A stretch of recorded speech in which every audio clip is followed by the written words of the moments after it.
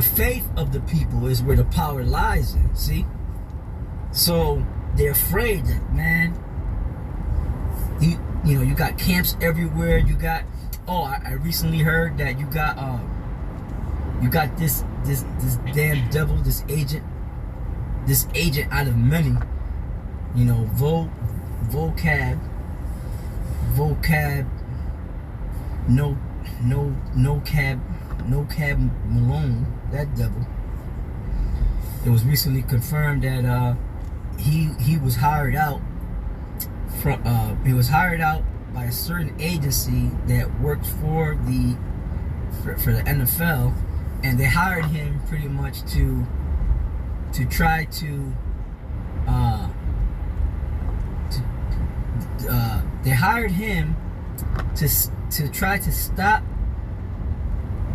influencers that are teaching they are teaching NFL players about the truth. You see, so they're trying their best. They're putting up big money to stop this, man. So we gotta be causing some kind of ripples in the waves, man. You know, in order for ESO to put up big money to try to stop this, yeah, man, because we're messing up their money, man. We're messing up their money. But it's greater than that. They know that we're starting to, because the owners of the NFL and all these and the whole sports world, the owners of these companies or whatever, they're all elites. They're part of the elites, you know.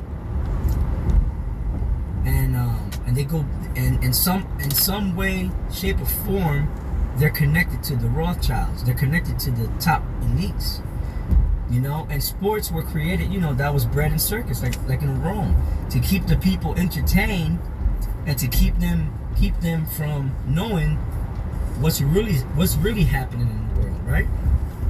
So it's all a setup, man.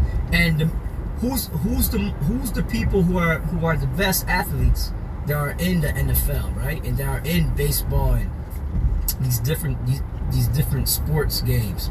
It's Israelites, man. Jakes. See? And that's nothing but another form of slavery, man. When you get down with the NFL and these different sports teams, you gotta sign contracts, man. You're handing over your life for a certain amount of time. You're pretty much selling your soul for a certain amount of time, man, so that you can get all that money, you know. So it's not worth it, brothers, man. If you in that, leave that shit alone. Come into the truth. Do the work, man. You know, get yourself a side hustle. So there's many, you know, little side hustles and, you know, and shit that you could do, man. You know, you don't gotta sell your soul, man. If you're in that and you believe in, then leave that shit alone, man. Leave that shit alone and get down with the word, the true word of Yahweh Bashem Yahushai, man. You know, because what's coming for us is far greater than some damn NFL, man. Or some bullshit ass contract they're giving you for millions of dollars, man. For some chump change, okay? That pretty soon is gonna be worthless any damn way. Alright? So it is high time to wake up out of sleep. You know, that's written. You know? So let's go on. Then King Artaxerxes, his letters being read, Rothamus, and Semelius the scribe, and the rest that were in commission with them, removing in haste toward Jerusalem with a troop of horsemen, and a multitude of people in battle array, began to hinder the builders, and the building of the temple in Jerusalem ceased until the 2nd year of the reign of Darius king of the Persians. 1 Esdras chapter 3. Now when Darius reigned, he made a... Alright, so we're going to end it there.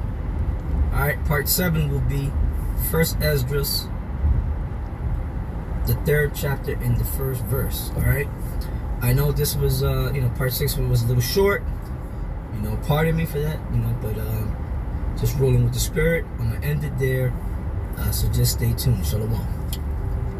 Shalom, Yashar Allah. I'd like to begin by saying I want to give all praise, glory, and honor to Yahweh, Bahashem, Yahweh Shai, Bahashem, Rakak Badash, whom I worship. Double honors to my elder apostles, the great millstone, who taught me this word in sincerity and in truth, and in the spirit of Yahweh Bashem Yahushai. Salutations be to the hopeful elect of Yashar Allah throughout the world, who are believing in the true doctrine of Yahushai, like great millstone teaches, and who are on the highways and byways, so they may receive their cross of salvation. May the Lord grant you your crowns and salvation. May the Lord be with the great cloud of witnesses of Yasharallah, who are diligently watching and believing the truth, this ministry, right? And the prophets of the Lord out on the highways and byways, man. And believing in the true doctrine of Yahushua, and believing in Yahushua and in his coming. May the Lord grant you and yours salvation. So this is part 7, and we will begin, pick up at 1st Ezra, the 3rd chapter, and the 1st verse. Now when Darius reigned, he made a great feast unto all his subjects, and unto all his household, and unto all the princes of Media and Persia, and to all the governors and captains and lieutenants that were under him, from India unto Ethiopia, of 127 provinces. And when they had eaten and drunken, and being satisfied were gone home, then Darius the king went into his bedchamber, and slept, and soon after awaked. Then 3 young men, that were of the guard that kept the king's body, spake one to another, Let every one of us speak a sentence, he that shall. Oh, right. So these are Israel, right? These, and you'll find out, and I'm sure you brothers already know this. For those of you who already know the story, you already know that this is a good story here. A good, yeah, a good story, like I said. All right. And these are Israelite brothers watching the bedchamber of King Darius. All right. And they made a bet, right?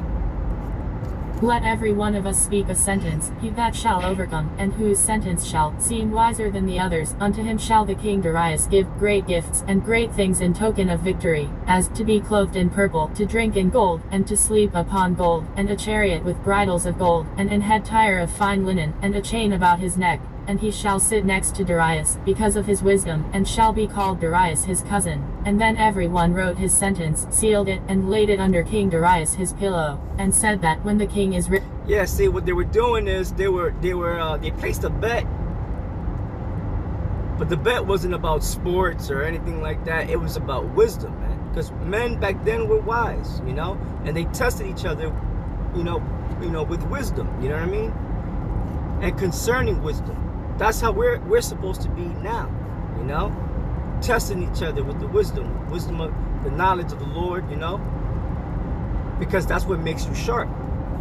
And said that when the king is risen, some will give him the writings, and of whose side the king and the 3 princes of Persia shall judge that his sentence is the wisest, to him shall the victory be given, as was appointed. The first wrote, Wine is the strongest. The second wrote, The king is strongest. The third wrote, Women are strongest, but above all things truth beareth away the victory. Now when the king was risen up, they took their writings, and delivered them unto him. So one of them said that, look, all these things are true, but the truth itself reigns supreme.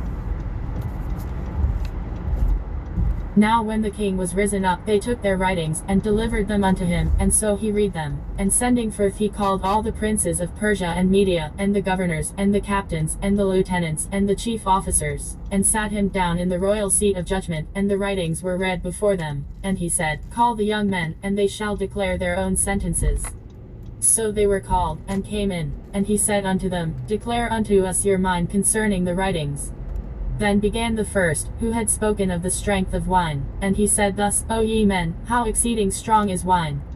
It causeth all men to err that drink it. It maketh the mind of the king and of the fatherless child to be all one, of the bondman and of the freeman, of the poor man and of the rich. It turneth also every thought into jollity and mirth, so that a man remembereth neither sorrow nor debt. And it maketh every heart rich, so that a man remembereth neither king nor governor. And it maketh to speak all things by talents. And when they are in their cups, they forget their love both to friends and brethren, and a little after draw out swords. But when they are from the wine, they remember not what they have done. O ye men, is not wine the strongest that enforceth to do thus?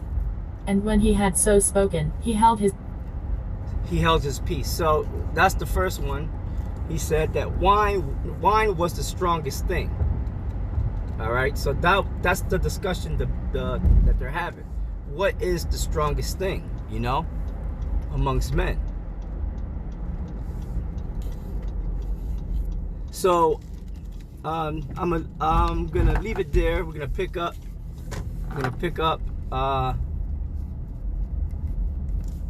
Part 8 in First Esdras, the 4th chapter, and the 1st verse, right? And we're gonna continue with this little wager that these men put on. All right. So with that, I'm gonna say shalom. Stay tuned for part 8.